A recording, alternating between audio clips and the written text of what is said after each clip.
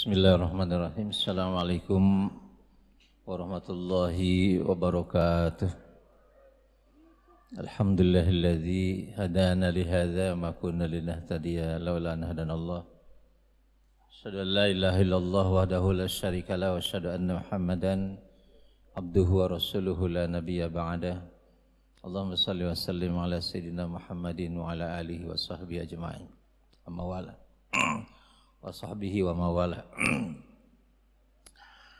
Jamaah rahimakumullah, alhamdulillah kita sudah berada di penghujung bulan Ramadan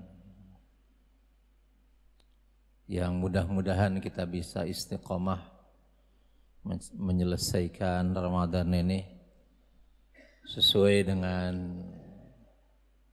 tuntutan Allah Subhanahu wa taala, walitukmilul iddata walitukabbirullaha ala ma hadakum wa la'allakum tashkurun. Kita bisa sempurnakan saum Ramadan ini dan kemudian kita mengagungkan Allah dan bersyukur terhadap apa yang Allah karuniakan kepada kita lewat ibadah-ibadah yang kita lakukan, sehingga kemudian berkenan Allah Subhanahu wa taala melimpahkan keridhaannya kepada kita bersama. Hadirin jamaah yang berbahagia, dalam sebuah hadis Rasulullah sallallahu alaihi wasallam yang disampaikan dari Abdullah bin Amr bin As, Rasulullah sallallahu alaihi wasallam bersabda, la yu'minu ahadukum hatta yakuna hawahu taba'an lima ji'tu bih. Tidak beriman, ada juga yang menafsirkan tidak sempurna iman seorang dari kalian hingga seluruh keinginannya, seluruh dorongan-dorongan hawa nafsunya mengikuti atas apa yang aku sampaikan, kata Rasulullah. Maknanya adalah keimanan yang sempurna itu, keimanan yang benar-benar iman menurut Allah Subhanahu wa taala adalah ketika seluruh keinginan kita, ketika seluruh kesenangan kita ditundukkan dengan aturan Allah Subhanahu wa taala. Kenapa demikian? Karena kalau kita berlogika, keinginan yang ada pada kita pada hakikatnya adalah diciptakan oleh Allah Subhanahu wa taala untuk kebaikan. Keinginan yang ada pada diri kita diciptakan oleh Allah Subhanahu wa taala untuk kebaikan. Contoh, kita ingin makan. Ingin makan itu diciptakan oleh Allah Subhanahu wa taala.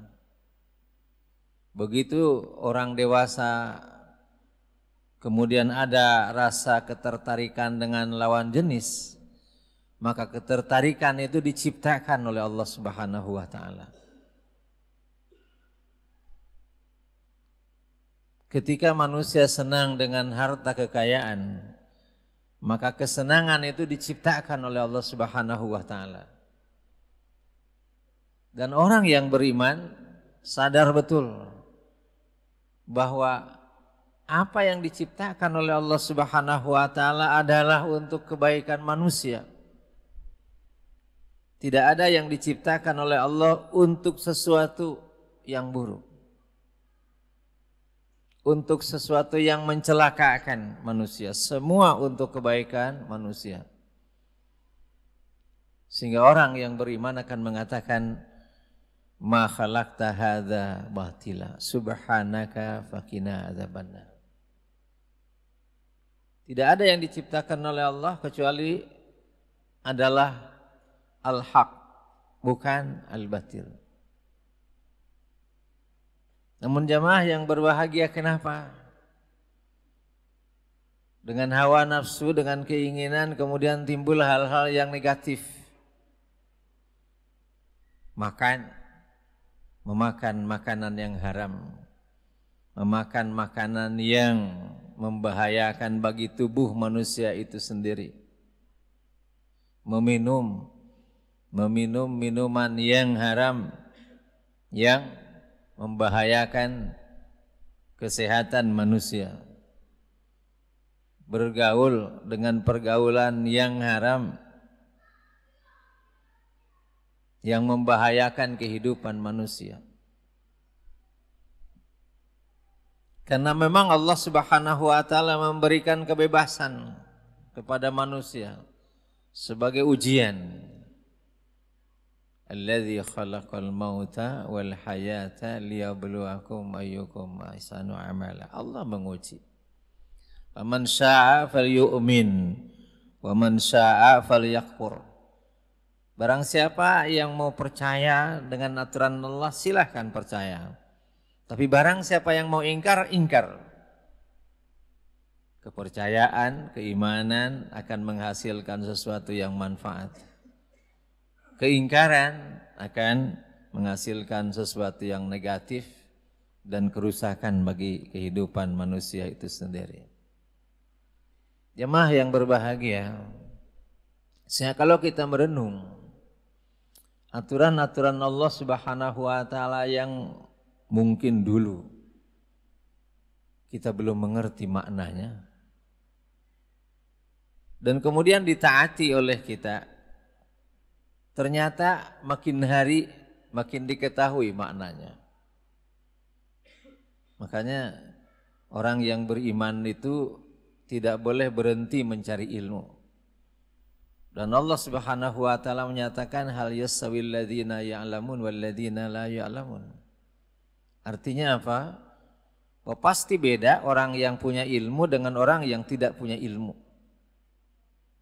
Dulu orang tua kita menyusukan anak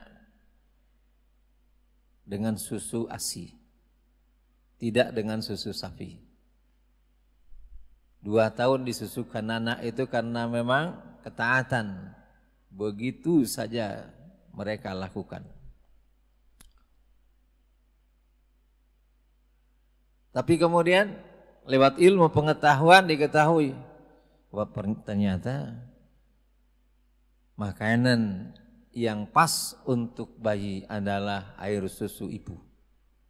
Padahal dulu sudah pernah ada penelitian bahwa air susu sapi jauh lebih baik dibanding dengan air susu ibu. Di dalam Al-Quran sudah disampaikan oleh Allah Subhanahu wa taala, kalau kalian mau menyempurnakan susuan untuk anakmu, susukan anakmu itu sampai waktu 2 tahun. 2 tahun. Sekarang karena istilah susu eksklusif kan ya, minimal 6 bulan. Dulu mungkin orang nggak tahu bahwa tidur dengan miring ke kanan itu ya adalah sesuatu yang bermanfaat bagi kesehatan. Sunnah Rasulullah saja diikuti. Tapi belakangan kemudian orang tahu bahwa dengan miring ke sebelah kanan itu, ya, dengan miring ke sebelah kanan itu adalah untuk supaya jantung kita tetap sehat dan tidak terhimpit oleh lambung ketika kita tidur. Dulu mungkin orang nggak tahu bahwa daging yang kualitasnya baik itu adalah daging binatang yang disembelih dengan pisau yang tajam.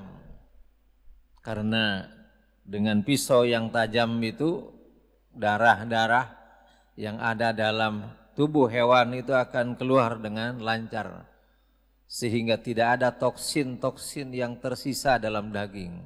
Sekarang diketahui bahwa penyembelihan dengan pisau yang tajam dan binatangnya yang ditelentangkan dengan tenang, kualitas dagingnya jauh lebih baik daripada binatang yang disembelih dengan pisau yang tidak tajam dalam keadaan stres.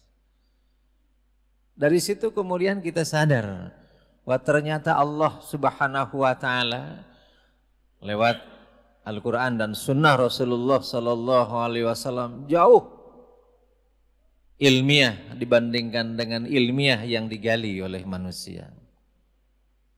Sehingga kemudian orang-orang yang beriman bagaimanapun hawa nafsunya mesti ditundukkan, melebihi ketundukannya kepada ilmu,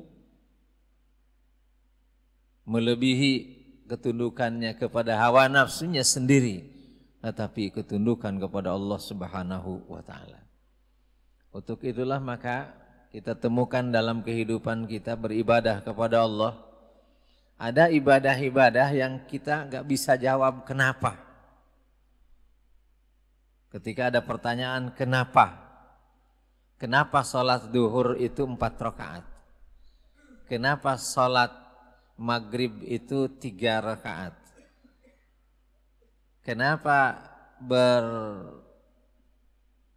tawaf di Ka'bah itu 7 keliling? Kan gitu. Kenapa sa'i itu 7 kali? Tidak ada jawaban. Sampai hari ini belum ada orang yang bisa menjawab itu. Hatta terhadap kenapa daging babi itu haram, diharamkan. Sehingga ada juga orang mengatakan bahwa yang nikmat-nikmat itu, yang baik-baik itu diharamkan. Nah, itu pernyataan yang keliru sebetulnya. Karena pasti di balik aturan Allah Subhanahu wa taala itu ada yang tersembunyi. Kenapa demikian? Wallahu alam.